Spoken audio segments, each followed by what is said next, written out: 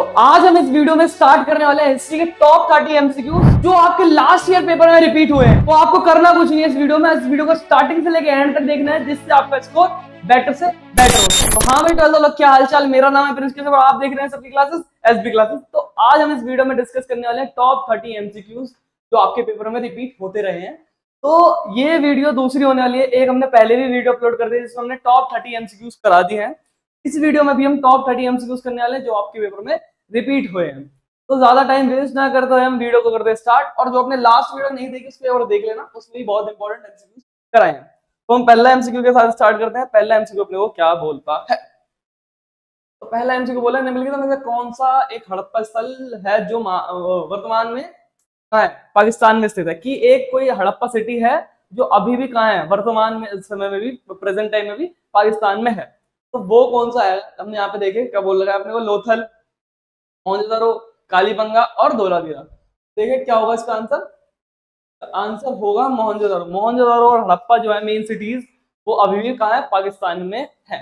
Partition के time में पाकिस्तान में चली गई थी, तो चली गई थी वही थी वो, कि मोहनजोदड़ो उसका सही आंसर होता है। आगे बढ़े तो अगला क्वेश्चन में वो क्या बोल रहा है? The great bath of Mohenjodaro was used for, कि जो अपना मोहनजोदड़ो का महान स्नानागार था उसका उपयोग निम्नलिखित में से किसके लिए किया जाता था? कि जो ग्रेट बाथ था, जो महान स्नानागार था या विशाल स्नानागार था, वो किसके लिए यूज होता था? तो हम देखें यहाँ पे बोला गया धार्मिक अनुष्ठान के लिए, व्यापारिक गतिविधि के लिए, व्यावसायिक उद्देश्यों के लिए, आवासीय उद्योगों के लिए, उद्देश्यों के लिए और प्रशासनिक कार्य के लिए। तो अपने को बताना क्या व्यापारिक गतिविधियों के लिए होता था या आवासायिक उद्देश्यों के लिए होता था या प्रशासनिक कार्य के लिए या धार्मिक अनुष्ठानों के लिए। तो हम देखें धार्मिक अनुष्ठानों के लिए होता था, व्यापारिक गतिविधि नहीं होती थी, कोई वहां पे रहने नहीं जाता था, वहां पे कोई प्रशासन से रिलेटेड कोई काम नहीं चलता था, वहां पे कोई एडमिनिस्ट्रेटिव सिस्टम नहीं था, ना कोई ऐसा कुछ चल रहा काम होता था वहां पे क्या हो जाएगा अपना रिलीजियस रिचुअल्स के लिए उसका यूज किया जाता था। हम आगे बढ़े, बिल्कुल रिलीजियस रिचुअल्स के लिए काम किया जाता। आगे बढ़े तो अपना अगला क्वेश्चन क्या बोला? हड़प्पावासी द्वारा किस धातु का से अधिक उपयोग किया जाता था? कि जो हड़प्पा सभ्यता है उसमें कौन सा जो मेटल है उसका यूज कराया जाता था ज्यादातर। हम देखें ये जो अपनी सभ्यता है, ये सभ्यता जो हड़प्पा सभ्यता है वो कौन से युग की है, कौन से एरा की है? हम देखें ये कौन से क्या बोलते हैं इसको, कहाँ से युग की सभ्यता है, कहाँ से युगीन सभ्यता है। इसमें हमने किसका यूज करता था? कांसे का यूज करता था, ब्रॉन्ज, ब्रॉन्ज का यूज करता था। तो ब्रॉन्ज कैसे बनता था? कॉपर से। ये कॉपर का यूज होता था इसमें ज्यादातर, किसका? कॉपर का। ठीक है, कॉपर का इस्तेमाल करते थे ज्यादातर। और कॉपर कहाँ से मंगाया था? एक तो कहाँ से मिलता था? झुंझुनू खेतड़ी से मिलता था। उसके बाद में कहाँ मिलता था? खेतड़ी से एक ले लेते थे। दूसरा कहाँ से लेते थे? ओमान से तांबा मंगाया करते थे। और ओमान के तांबे का क्या मतलब विशेषता थी उसके तांबे की, वो आप बताना कमेंट में कि ओमान का तांबे में क्या विशेषता थी या खेतड़ी के तांबे में क्या विशेषता थी, वो आप बताना। ठीक है, तो ये किसका यूज करते थे? तांबे का ज्यादातर यूज करते थे। और कौन से युग की सभ्यता थी? कांस्य युगीन सभ्यता थी। आगे बढ़ते हैं। अब अगला क्वेश्चन, हाँ बिल्कुल कॉपर का यूज करते थे। अगला क्वेश्चन क्या कह रहा है? अगला क्वेश्चन कह रहा है मौर्य साम्राज्य के संस्थापक कौन? ये क्वेश्चन तो बहुत इजी है और सारे ही ऑप्शन ऐसे हैं, कोई कंफ्यूजिंग करने वाला है ही नहीं, कोई कंफ्यूजिंग करने वाला ऑप्शन है, ऑप्शन है। मौर्य साम्राज्य का कौन होगा? मौर्य ही होगा। तो चंद्रगुप्त मौर्य जो थे वो कौन थे? इस साम्राज्य के संस्थापक थे, मौर्य साम्राज्य के संस्थापक थे। बिल्कुल इजी सा क्वेश्चन आया है, बिल्कुल ये तो कोई भी कर देता, चंद्रगुप्त मौर्य। तो हम अगला देखें, अगला क्वेश्चन क्या बोल रहा है? अर्थशास्त्र किसके द्वारा लिखा गया था? मतलब जो अर्थशास्त्र बुक थी वो किसके द्वारा लिखी गई थी? ये क्वेश्चन ही बहुत ज्यादा इजी है। तो अर्थशास्त्र किसके द्वारा लिखी गई थी? हम देखें कभी उसके स्रोत देखेंगे मौर्य साम्राज्य के स्रोत के बारे में, उसमें बताते क्या बहुत सारे हैं। अर्थशास्त्र, इंडिका, ये सारे बुक के आते हैं उसमें स्रोतों के लिए। हम देखें जो अपनी अर्थशास्त्र लिखी थी किसने लिखी थी? कौटिल्य ने लिखी थी, या चाणक्य बोल लो, विष्णुगुप्त बोल लो, कुछ भी बोल लो, उसने लिखी थी।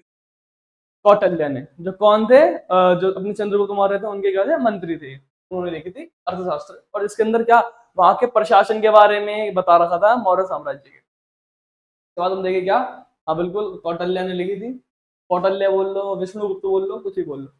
क्या बोला गया? मौर्य साम्राज्य के लिए राजस्व का प्रमुख स्रोत निम्नलिखित में से कौन सा था? कि अपने को बताना कि जो उनका रेवेन्यू का मेन सोर्स क्या था, कि रेवेन्यू कैसे आता था उनके पास, जो राजस्व था कैसे लिया करते थे? व्यापार से,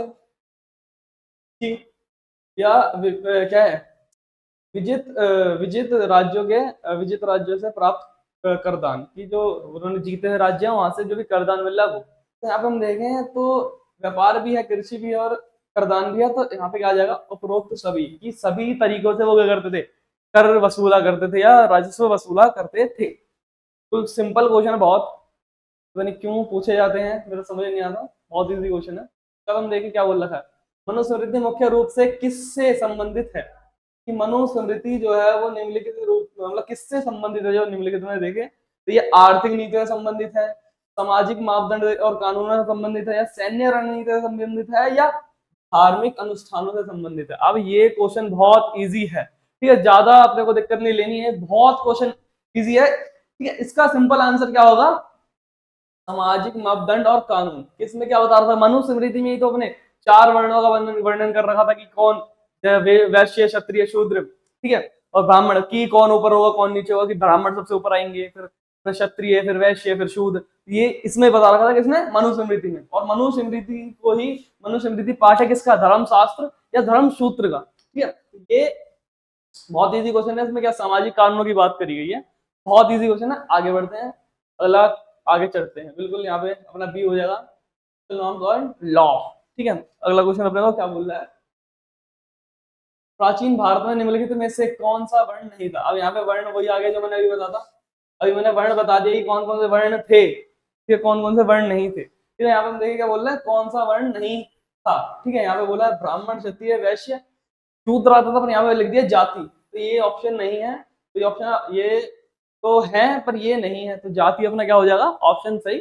जाति वर्ण नहीं था, जाति जाति हुआ करती थी।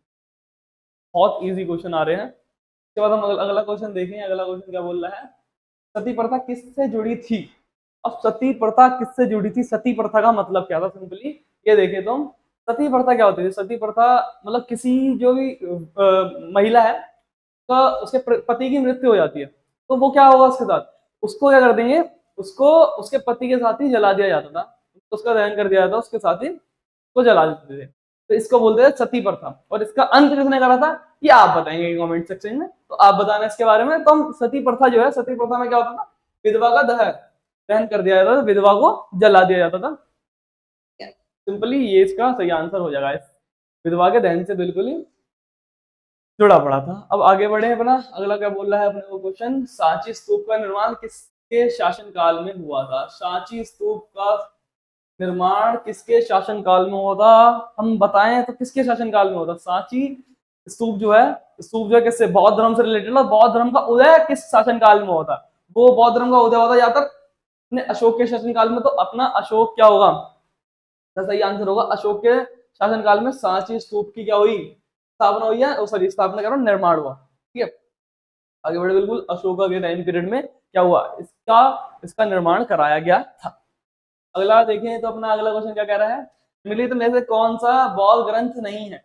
अब बौद्ध ग्रंथ हमने देखे हैं, सूत्र पिटक हो गए, बाकी हो गए, ज्यादा कथाएं होगी, तो हम देखें यहाँ पे बोला गया कौन सा क्या है, वो नहीं है, क्या बोलते हैं, बौद्ध धर्म का क्या है, क्या क्या बोल रहे हैं, ग्रंथ नहीं है, बौद्ध धर्म का क्या है, ग्रंथ नहीं है। कौन सा है, यहाँ पे हम देखें, क्या ये जातक कथाएं हैं, या त्रिपिटक है, या उपनिषद है, या अलिंजन क्या है, पन्हा, ठीक है, जो भी है ये है। अब यहाँ पे देखें क्या नहीं है, उपनिषद हम देखें तो उपनिषद जो है, उपनिषद किस में आता है, उपनिषद आता है हिंदू धर्म में, तो ये हिंदू धर्म से रिलेटेड है, बौद्ध धर्म से रिलेटेड नहीं है। उपनिषद बौद्ध धर्म का क्या है, ग्रंथ नहीं है, तो इसलिए क्या हो जाएगा, उपनिषद अपना सही आंसर हो जाएगा। देखिए ऑप्शन इसका सी सही आंसर हो जाएगा, उपनिषद, ठीक है। अगला क्वेश्चन देखें हम, अगला क्वेश्चन क्या बोला, प्राचीन भारत में विहार थे, ठीक है। प्राचीन भारत में विहार किसे कहा करते थे, ठीक है, प्राचीन भारत में विहार किसे कहा करते थे, ये बहुत इजी है, ठीक है। तो इसका आंसर तो मैं दूंगा नहीं, इसका आंसर आप ही देना कमेंट सेक्शन में, ठीक है।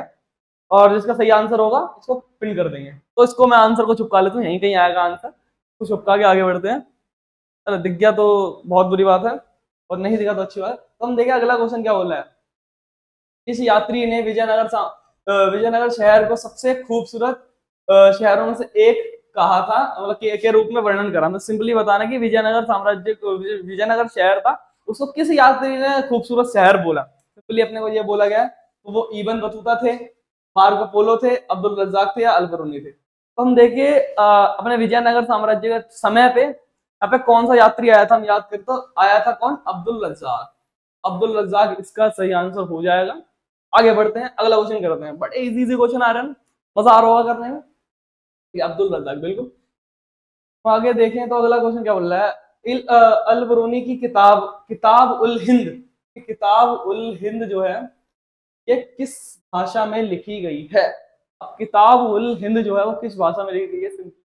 देखें, वो लिखी गई है अरबी भाषा में, ठीक है, अरबी भाषा में लिखी गई है। और इसकी शुरुआत, ये 80 चैप्टर थे, इसके अंदर हर चैप्टर एक क्वेश्चन के साथ स्टार्ट होता था, फिर उस क्वेश्चन की एक्सप्लेनेशन देती थी वो पूरी बुक, मतलब वो जो पूरा चैप्टर होता था उस क्वेश्चन की एक्सप्लेनेशन देता था। ये उसकी क्या थी, क्या बोल सकते हैं, लिखने की शैली थी, ठीक है। अब बिल्कुल किस में लिखी गई थी? अरबी में लिखी गई थी। आगे बढ़े, अगला क्वेश्चन क्या बोला, निम्नलिखित में से कौन सा यात्री मुगल काल के दौरान भारत आया? अब यहाँ पे देखना है क्या, मुगल काल के दौरान कौन सा यात्री आया था? मुगल काल के दौरान कौन सा यात्री आया था? हम याद करें, यात्री ने एक बुक लिखी थी जिसका नाम क्या था? Travels in the Mughal empire. अब वो बुक किसने लिखी थी? वो लिखी थी किसने? फ्रांसवा बर्नियर ने, फ्रांसवा बर्नियर ने ये बुक लिखी थी। इसका आंसर क्या हो जाएगा? फ्रांसवा बर्नियर, ऑप्शन सी, सी इसका सही आंसर है। बहुत इजी क्वेश्चन, बहुत प्यारा क्वेश्चन। आगे बढ़ते हैं, निम्नलिखित में से कौन कौन भक्ति आंदोलन की विशेषता है? कि कौन भक्ति आंदोलन की विशेषता है ये बताना अपने को सिंपली यहाँ पे। तो यहाँ पे देखें, अनुष्ठानों पर जोर देना, जो अनुष्ठान होते हैं उन पर जोर देना कि ये है, या मूर्ति पूजा की अस्वीकृति ये है, या व्यक्तिगत भगवान के प्रति भक्ति वो है, या जाति पदानुक्रम पर ध्यान ये है। तो अपने को सिंपली बताना कि जो अपना क्या था अपना क्या, जो भक्ति आंदोलन था उसने किस पर जोर दिया था? उसने किस पर जोर दिया था? उसने जोर दिया था व्यक्तिगत भगवान के प्रति भक्ति की, व्यक्तिगत भगवान के प्रति भक्ति पर भक्ति आंदोलन ने क्या दिया था? जोर दिया था। और इसका अस्वीकार नहीं कर रहा था, मूर्ति पूजा का अनुष्ठान पर जोर नहीं दिया था, वो भक्ति पर उसने जोर दिया था। तो मेनली ये अपना आंसर हो जाता है। तो ऑप्शन का सही आंसर है बिल्कुल, devotion to a personal god. आगे बढ़े, निम्नलिखित में से कौन सा एक प्रमुख सूफी संत थे? तो कौन से एक प्रमुख सूफी संत थे? कि एक सूफी संत का बताना है यहाँ पे हम। अब सूफी संत कौन थे यहाँ पे हम देखें तो सूफी संत हमें, बहुत इजी क्वेश्चन है इसलिए मैं इसका आंसर नहीं देना चाहूंगा। इसका आंसर मैं आपसे ही जानना चाहूंगा, तो आप बताना इसका कमेंट सेक्शन में क्या आंसर क्या होगा। और यहीं का इसका आंसर आएगा तो मैं इसको छुपा लेता हूँ मैं, ठीक है, ठीक है, हाँ छुप गया। अब आगे बढ़े, अगला क्वेश्चन अपने को क्या बोल रहा है, बीजक किससे संबंधित है? अब बीजक जो है वो किससे संबंधित है? बीजक संबंधित है किससे? बीजक संबंधित है कबीर से, गुरु नानक से, या रविदास से, या चैतन्य से। हम देखें वो संबंधित है बीजक किससे? कबीर से। जैसे हमने कबीर बीजक सुना होगा तुमने, कबीर बीजक, कबीर ग्रंथावली, ठीक है, तो वो सारे। तो यहाँ पे बीजक जो है संबंधित है किससे? कबीर से, कबीर से संबंधित है बीजक। अगला क्वेश्चन देखिए, अगला क्वेश्चन अपने को क्या बोल रहा है, अगला क्वेश्चन, विजयनगर में विट्ठल मंदिर समर्पित है। तो विजयनगर साम्राज्य में जो विट्ठल मंदिर की बात करी गई है वो किससे संबंधित है? जो विट्ठल देवता है, विट्ठल जो देवता है वो किसका रूप माना जाता है? ठीक है, किसका रूप माना जाता है? तो विट्ठल जो है, विट्ठल को माना जाता है विष्णु के अवतार है, और विष्णु का रूप है, तो अपना विष्णु पर समर्पित है, को समर्पित है अपना क्या? विट्ठल मंदिर। उसके बाद अपना 20वां क्वेश्चन देखें, महानवमी डिब्बा, तो डिब्बा का उपयोग किसके लिए किया जाता था? किसके लिए किया जाता? बहुत बढ़िया क्वेश्चन। ये महानवमी डिब्बा था, उसका यूज क्या, किस लिए करते थे हम? इसका उपयोग क्यों करते थे? कि बहुत बड़ा था, किस लिए यूज करते थे वो हम बता, वहां पे पूछ रहे हैं हमसे कि ये क्या बोल रहे, धार्मिक समारोह के लिए, क्या क्या शाही दर्शक के लिए, या सैन्य परेड के लिए, या उपरोक्त सभी? यहाँ पे क्या होता था? उपरोक्त सभी हुआ करता था, सारी चीज हुआ करती थी। धार्मिक समारोह भी हुआ करते थे, धार्मिक अनुष्ठानों के लिए भी इसका यूज कराया जाता था, शाही दर्शक के लिए भी करा जाता था, और बाकी सारे सैन्य परेड वरेड सब कुछ हुआ करता है यहाँ पे, सबके लिए use, all of the above, बिल्कुल सही है, ऑल ऑफ दी अबव। उसके बाद हम देखेंगे 21वां बोला है, स्थायी बंदोबस्त किसके द्वारा शुरू किया गया था? ठीक है, स्थायी बंदोबस्त जो था, परमानेंट सेटलमेंट, किसके द्वारा लागू करा गया था? सिंपली अपने को ये बताना है। अब एक और क्वेश्चन देता हूँ मैं आपके लिए, ठीक है, ये तो मैं बता दूंगा किसने करा था, अब ये आपको बताना है कि कब करा था। स्थायी बंदोबस्त कब लागू किया गया था, ये आपको बताना है कि स्थायी बंदोबस्त कब लागू किया था। तो अब हम देखिए, स्थायी बंदोबस्त किसने लागू करा था लॉर्ड कॉर्नवालिस ने, ठीक है, बंगाल में लागू करा था, ये भी बता दिया। अब ये बताना है आपको कब लागू करा था।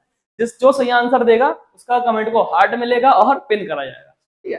तो स्थायी बंदोबस्त किसने? लॉर्ड कॉर्नवालिस ने करा था, बिल्कुल लॉर्ड कॉर्नवालिस ने स्थायी बंदोबस्त को लागू करा था, इस परमानेंट सेटलमेंट को लागू करा था। आगे हम देखें रेतवाड़ी प्रणाली कहाँ लागू की गई थी। बहुत बढ़िया क्वेश्चन। रेतवाड़ी प्रणाली कहाँ लागू करी गई थी? रेतवाड़ी जो थी, रेतवाड़ी प्रणाली हमने बात करी थी, तो रेतवाड़ी प्रणाली जो थी वो लागू करी गई थी, तो पता है, मद्रास में। और उसमें क्या था कि जो पीजेंट है, पीजेंट डायरेक्ट किससे, डायरेक्ट जो टैक्स देगा या रेवेन्यू देगा, किसको देगा? East India company. ये हो गया था बीच का, जो भी अपना जो ही जमींदार आता था उसको बीच से हटा दिया था, डायरेक्ट अपना इनका समझौता हो गया था। तो हम देखें कहाँ पे हुआ था, बिल्कुल मद्रास में ही हुआ था, मद्रास में लागू हुआ था। क्या अपना अपना रेतवाड़ी सिस्टम, रेतवाड़ी। उसके बाद हम देखें क्या है, चंपारण सत्याग्रह किससे संबंधित है? चंपारण सत्याग्रह किससे संबंधित है? अब जो चंपारण सत्याग्रह हुआ था ये किससे संबंधित है? बहुत इजी क्वेश्चन है, बहुत प्यारा क्वेश्चन है। देखें किससे संबंधित है ये संबंधित है किससे? नील उत्पादन से, या नमक कर से, या कपास मिल श्रमिक से, या भू राजस्व से? ये संबंधित है, बहुत इजी क्वेश्चन है, 10वीं का बच्चा ही बता देगा। ये संबंधित है नील उत्पादन से। नील उत्पादन की वजह से क्या हुआ था, चंपारण में सत्याग्रह करा गया था। किससे संबंधित है? बिल्कुल इंडिगो प्लांटेशन से। आगे बढ़ते हैं, अपना क्या बोला गया, तो भारत छोड़ो आंदोलन की शुरुआत मतलब शुरू किया गया था कब? अब डेट्स दे रखे हैं, और बहुत इजी क्वेश्चन है, तो ये इसका आंसर ही मैं आपसे ही सुनना चाहूंगा, तो बहुत इजी क्वेश्चन है, तो इसका आंसर आप देना। ठीक है, आगे बढ़ते हैं। बिल्कुल दिखा तो नहीं दिखा, जितना मेरे को लगता है, और दिख गया फिर भी क्या कर सकते हैं। क्या बोला गया अपना, भारतीय संविधान की प्रारूप समिति, जो ड्राफ्ट कमेटी थी, उसके जो अध्यक्ष थे कौन थे? ये ड्राफ्ट कमेटी के अध्यक्ष कौन थे कॉन्स्टिट्यूशनल असेंबली के? तो ये भी बहुत इजी क्वेश्चन है, तो हम बताएं तो इसका आंसर क्या होगा? इसका कौन थे?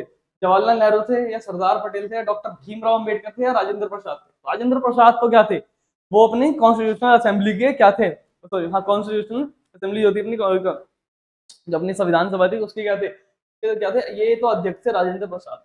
ठीक है, डॉक्टर भीमराव अंबेडकर जो थे वो थे अपने ड्राफ्ट कमेटी के अध्यक्ष। ठीक है, ड्राफ्ट कमेटी के अध्यक्ष कौन थे? अपने डॉक्टर भीमराव अंबेडकर। तो ये अपना आंसर क्या होगा? Option C, doctor Bhimrao Ambedkar. ठीक है, और बाकी सरदार पटेल ने तो पर्दे के पीछे काम करा था, बहुत सारी रिपोर्टें छापी थी, कि बहुत कुछ कर रहा था, जो भी विवाद होता था उसको सुलटाने का काम किसका था? पटेल का था। और क्या बोलते हैं, जो अपने नेहरू जी थे, नेहरू जी का काम क्या था? उन्होंने क्या उद्देश्य प्रस्ताव जो था वो पेश करा था। अरे पता क्यों दिया मैंने, अगले क्वेश्चन यही आई थी, अगला क्वेश्चन यही है। हाँ, ये लोग सबसे वही क्वेश्चन आ गया जो मैंने अभी बता दिया, गलती हो गई मेरे से। क्या उद्देश्य प्रस्ताव किसके द्वारा प्रस्तुत किया गया था? अब ये तो बता ही दोगे, किसके द्वारा? जवाहरलाल नेहरू के द्वारा उद्देश्य प्रस्ताव पेश किया गया था। बहुत इजी क्वेश्चन। आगे बढ़ते हैं, पूछते क्यों है सीरियस वाले, मेरे समझ नहीं आता। अब ये क्वेश्चन आया थोड़ा खतरनाक। हाँ, अगला क्वेश्चन देखिए, अगला क्वेश्चन क्या बोल रहा है, बहुत बढ़िया क्वेश्चन आया है ये। ठीक है, तो ये क्या बोल रहा है, अपने को विघटन और कारण वाला दे दिया। क्या सिपाही आबादी पुस्तक मुगलों के सैन्य और नागरिक प्रशासन में महत्वपूर्ण किताब थी। ये क्या है, इसके अंदर किसके बारे, सैन्य और नागरिक प्रशासन के बारे में बता रखा है। बिल्कुल सही बात है, ये ऑप्शन सही लग रहा है। क्या देखिए, हमें कथन सही लग रहा है। इसके बाद बोला है किताब में मनसबदारों, कवियों आदि जैसे शाही अधिकारियों की लघु लघु जीवनियां शामिल थी। ये क्या है, इसके अंदर क्या बायोग्राफी शामिल थी, किसकी? कवियों की, मनसबदारों की। इसकी वजह से हमें क्या, इससे हमें पता चलता है क्या, कि ये सैन्य और नागरिक प्रशासन के पर आधारित है। वो ए भी सही लग रहा है और आर भी सही लग रहा है, क्योंकि रीजन भी सही दे रहा है, और जब इसका अभिकथन है वो भी सही है, तो इसका ऑप्शन जो होगा ए सही हो जाएगा। हम देखें इसका आंसर क्या होगा। आंसर क्या होगा? आंसर होगा बिल्कुल ए ही होगा। ए और आर दोनों सही हैं, और ए आर की सही व्याख्या करता है। आगे अगला क्वेश्चन देखें, ये बोला गया है 28वां, कि 1850 के दशक के दौरान निम्नलिखित में से किस क्षेत्र को अंग्रेजों द्वारा बंगाल आर्मी की पौधशाला कहा जाता था? कि बंगाल आर्मी की पौधशाला किसे कहा जाता था? कि बंगाल आर्मी जो है वहां पे जो भी सैनिक उठाए जाते थे वो ज्यादातर कहाँ से लिए जाते थे, तो वहां पे बता रखा है। तो ये बनारस से लिए जाते थे, या अवध से, या बेरकपुर से लिए जाते थे, आजमगढ़ से लिए जाते थे। ये इसका आंसर क्या होगा? बहुत इजी है। क्या अवध से क्या लिए जाते थे?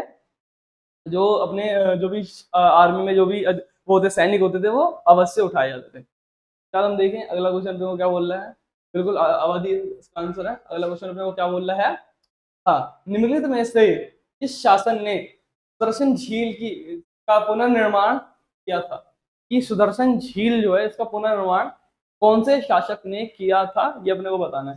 तो वो कौन से अपने रुद्रदमन जो थे, उन्होंने इसका क्या करा था, पुनर्निर्माण किया था, इसकी मरम्मत कराई थी, दोबारा से निर्माण कराया था। बिल्कुल सही है, रुद्रदमन इसका सही आंसर है। बाद हम देखेंगे अगला क्वेश्चन क्या है। वही सेशन रीजन वाला आ गया। हमने बोला गांधी ने रॉलेट एक्ट के विरुद्ध राष्ट्रव्यापी अभियान शुरू किया। बिल्कुल सही बात है, उन्होंने स्टार्ट किया था, कब किया था? 6 अप्रैल को करा था, आई थिंक 6 अप्रैल 1990 में स्टार्ट करा था, इतना मेरे को याद है। तो स्टार्ट करा था।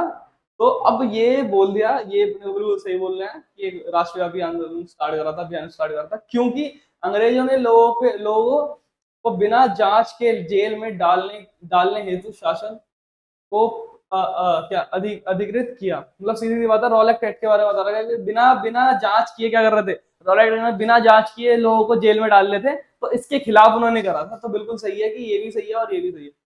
अपना क्या अभिकथन सही है, अभिकथन सही है। और इसका जो कारण है कि उन्होंने क्यों किया, क्योंकि यहाँ पे ऐसा हो रहा था, ठीक है। उसमें क्या होता है, जबरदस्ती लोगों को जेल में डाला जाता, तो दोनों ही अपने को सही लग रहा है। तो ए सही है और आर भी सही है, और ए आर की सही व्याख्या कर रहा है।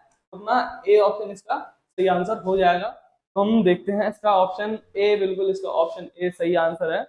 तो अपने यहाँ पे आई थिंक एमसीक्यू होते हैं खत्म। तो बस और जानने के लिए जुड़े रहे, बने रहे एसबी क्लासेस के साथ।